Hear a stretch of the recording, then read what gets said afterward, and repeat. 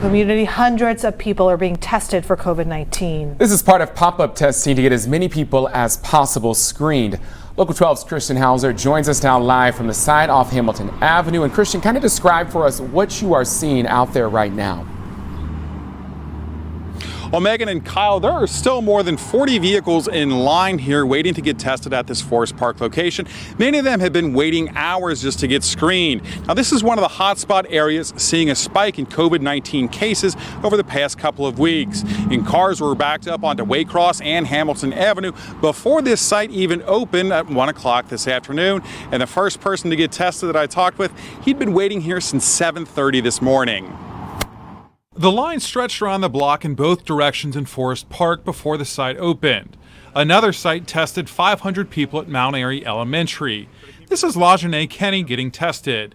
They swab each nostril for 10 seconds. It's a little long. It's a little long. It made me cry and sneeze, but it's okay. Kenny wanted to get tested just to make sure she's not carrying the virus and doesn't know it. I have a 2-year-old son at home, so I don't want no chances. I've been working since the pandemic started, so I just need to make sure. Star Higgins brought her 2 children to be tested as well. They're attending summer camp right now, and someone at the camp, their family member, tested positive. We have a 5-month-old baby at home, so we just want to make sure we're safe. Like Kenny and Higgins, the other people I talked with said they felt fine and were just getting tested as a precaution. Right now, experts say they don't know what percentage of people will get the virus and not show any symptoms.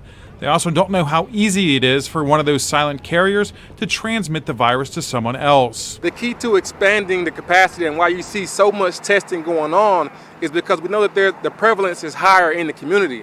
So once we identify somebody who's positive, we can ask that person to quarantine. Higgins says she's thankful for the pop-up testing sites. There's no kind of barrier to prevent me from getting tested other than taking the time out to come out here.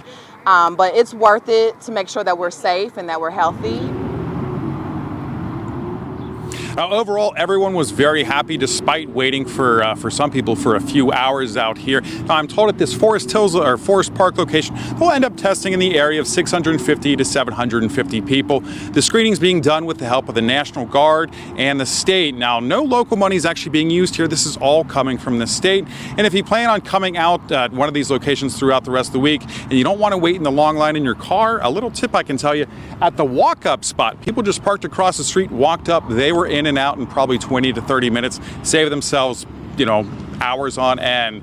For now, though, live in Forest Park, Christian HAUSER, Local 12 News. All right, Christian, great advice there. Thank you so much. And there are more opportunities for you to get tested this week.